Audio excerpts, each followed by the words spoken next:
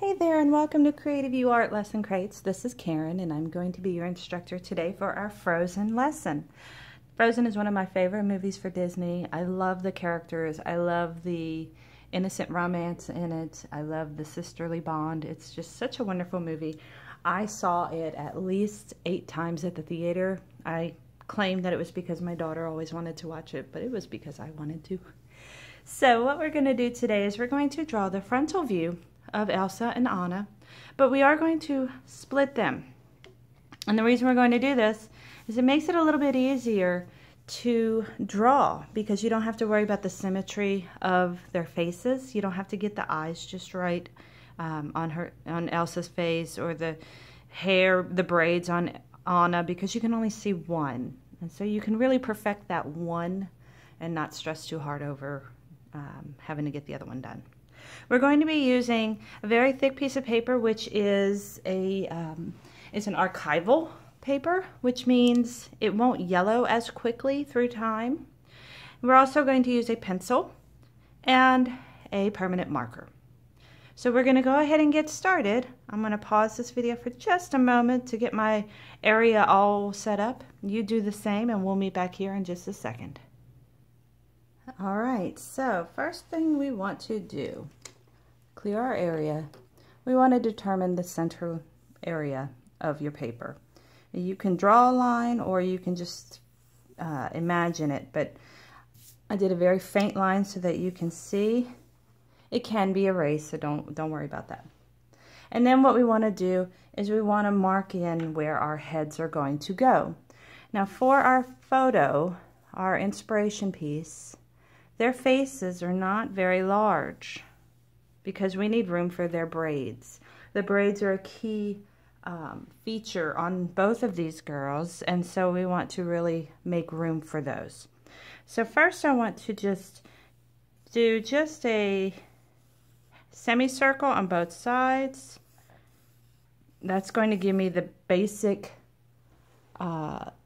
size of the face. And remember, any lines in pencil that are done softly can be erased. If you do it too dark, you might leave shadow lines. And if you do a very, very dark drawing and you mess up, you will literally have to start over. So I definitely recommend drawing softly. All right, so let's go ahead and start with Elsa's face. Elsa's face has a very distinct straight line up and down on the very far edge of her face. It's going to kind of curve a touch, come in a little for the jawline, and then she has almost a squared off chin. She's a little more mature than Anna. She's obviously the older sister, so her face is going to be a little more developed than Anna. Anna has a very rounded U-shaped face. So if you did your straight line, just like Elsa, but just curve into a chin, that's more of Anna's face. Once again, we can adjust things as we're drawing it. If we find that the chin is too short or too long or whatever, we can change it as we go. And as always, when it comes to drawing familiar characters, it takes practice. You don't draw Mickey the first time right away perfectly. It takes practice. It's with anything, but characters especially, because they have a very distinct look to them. And if you get it just a tad bit off, they look wrong. So we want to make sure that we practice and practice. If you find that this session doesn't turn out as good, try it again, try it again, try it again. All right, so let's go ahead. We're going to figure out the mouth area. Elsa's mouth needs to be above the chin, but we want to just do the center of it. So I'm thinking almost halfway. You know how we have this little angle here? Almost halfway. If you came in, draw a little line. She's got a little smirk, so it's going to curve up just a touch. And then she has a bottom lip that it's just an angle down and over. Her top lip is a little more elegant. It's a little curve, and it goes into that smirk. Her nose is just literally half of a smile. Nothing elaborate. Her eye, if you took this very edge where the mouth meets the edge of the paper, center dot, and drew a diagonal line all the way up, that's going to be where your eye needs to be. Let me zoom in so you can see it a little better. You see that? I'm not quite sure why my paper just turned yellow, but that's okay. We'll go with yellow for now. Okay, so this line right here that I drew from my center dot all the way out is going to be where the pupil needs to go. So let's draw our curve, and remember these are cartoon characters, so they have very large eyes. And at the bottom, little curve and then up. So I did a hook, a tiny curve, and go up. They don't touch. Now her top eyelashes need to curve up to the actual face line. And we're going to double this and thicken it as we go.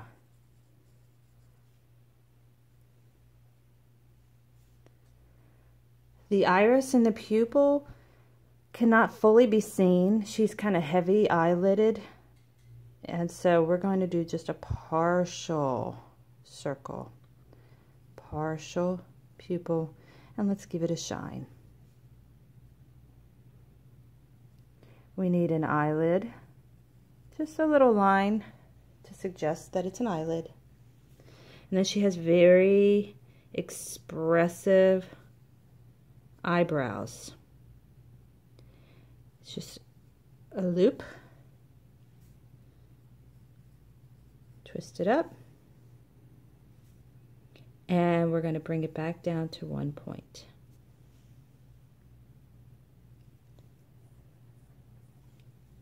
We're going to scroll down a little bit to her neck. Her neck is going to be a little bit further than her mouth. Oh, look, we went white again. Sorry about that, guys. So what we're going to do is we're going to come down for her neck, a little bit of a curve. We can give her a blouse as well. And now I'm going to zoom out. And we've turned yellow again. I'm not quite sure what's wrong with our software, but we'll go with it. Let's go ahead and draw her hair. Now her hair is very expressive, I guess you could say. It goes in lots of different directions. She's free. It's a pivotal moment in the movie. She's gone from the tightly pulled back, perfectly styled hair to this messy braid that's just flying in the wind. She's letting go of that conformity and just breaking free. And she's confident and comfortable in who she is now. So let's go ahead and draw this willy-nilly hair. We want to start with her widow's peak. She has a very definite widow's peak. We're going to come up and out. Up and out. Do it a few times in different areas. Now we're going to make a very definite one. And let's do a couple curving in her eyes. You can take this however far you want to. You can do tons and tons of hair or not a lot of hair at all. Now the top of her head needs to be up high. Let's do a little curve. Couple little curves, a little messy. And now we're going to come down to the braid. A braid is not that difficult once you've done it a few times. So this first one may not look very good, but keep practicing. She has a poof here, right? So now we're going to come to this side, about halfway in, and another curve. About halfway down, curve. Halfway down.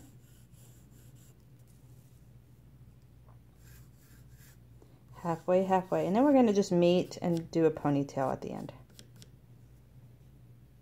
Big old sloppy braid.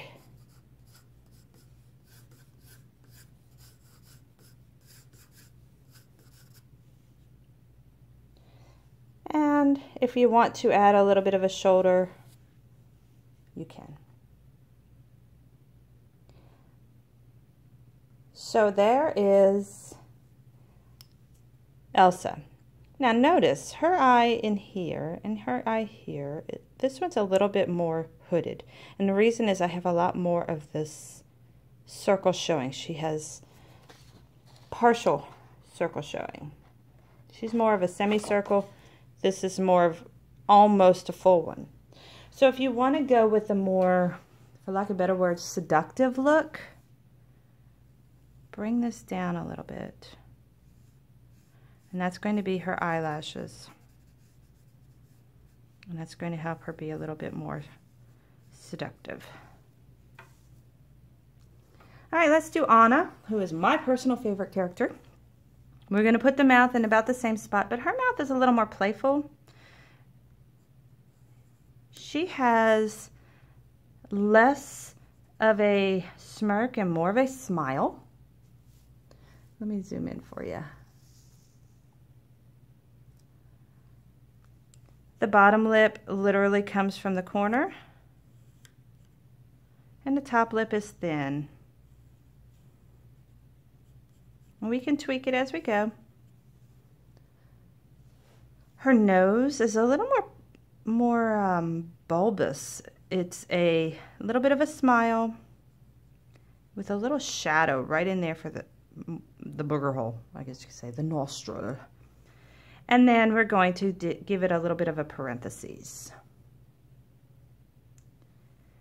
The same with the eyes on Elsa. We're going to put them in about the same spot. It is the same basic style. If you go from the center of the lips and up, that is about where you want the pupil to go. So we're going to start with the bottom lid. It just kind of kicks down a little bit. And then the top lid is very large, almost a stretched out S. You see how it's like a whoop, whoop, whoop. She has a little more eye showing. Pupil, shine. She does have eyelashes, so they are thick like Elsa, but not as thick as Elsa. Give her an eyelid. And her eyebrows have a kick. About halfway, they bend. So up, down, a little bit of a curve, and then follow it the other direction. She has some freckles. And that's her face. Let me zoom out a little bit for you. I apologize for the lighting going white and yellow, but that's okay. You can still see the drawing. Now we're going to do her hair. Her hair is just straight bangs. We want to estimate that the top of her head is about up here. Remember, there's a lot of brain up here. Even though it's a cartoon character, there's still a lot of brain that you have to account for. So let's give her some little wisps of hair. And now we're going to do the braid. But hers is a little more tight.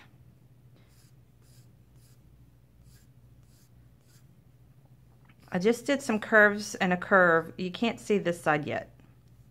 So now we can. Halfway, halfway, halfway, and meet. Why did we meet? Because we need a ponytail.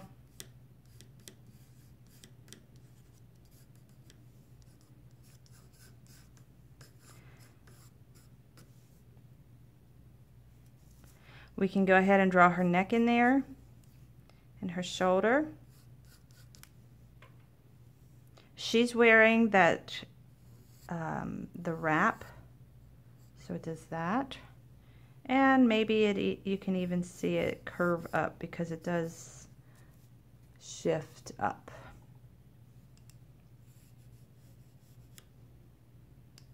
I feel like the top of her head needs to come out a little more.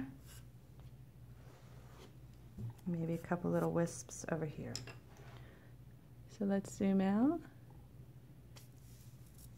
And there you go. There are your girls. So once you get them the way you like them, it's time to use the permanent marker. The permanent marker is exactly what it says. It is permanent. Only put the lines in that you are confident in. Obviously, you'll want to do her eyelashes because she, like we were talking before, she has very seductive eyes. So we need to really bring those out.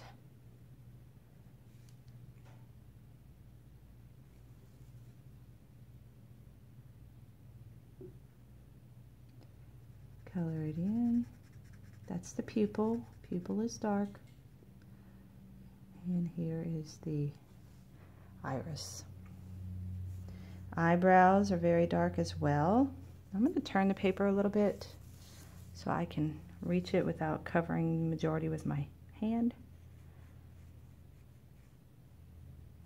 Fill that in with the dark as well. Nose, mouth,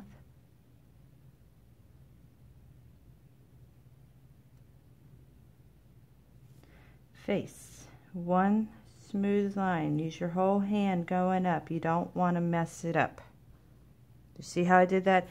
Use your whole hand. Don't use, or your whole arm, I'm sorry. Don't use your hand. Use your arm. For long parts that you don't want to mess up, use your arm.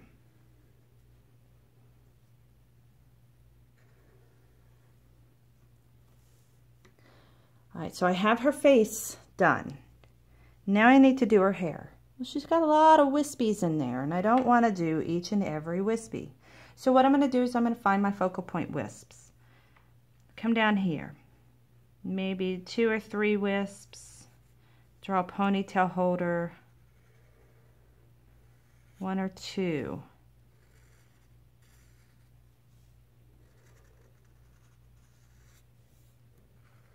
So you see, I'm only drawing a couple of the wisps. I'm not filling it up with black lines, just some of the wisps. You, the artist, decide what you want to highlight, what you don't want to highlight. I want these here because I wanted to show that it's hanging in her eyes. I'm not going to do all of these wisps, but this is a very important part up here. And there you go. So let's do Anna. Little hairs.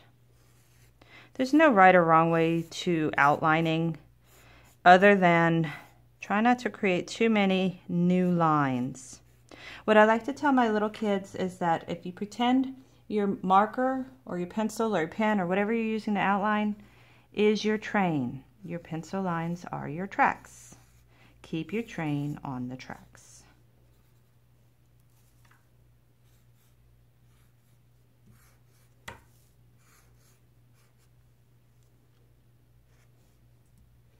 Now I am a fast drawer, sketcher, painter. I've been doing this for a very long time. I'm very confident in my lines, and if I mess up, I know how to just go with it. You, odds are a beginner or amateur artist. It might take you a little time to outline. It's okay. With practice comes a little bit more confidence in your lines. I'm not saying that you're not a competent or confident artist. I'm just saying that a lot of my students are very uncomfortable outlining. So for those of you who are, just take your time. Pause the video if you need to.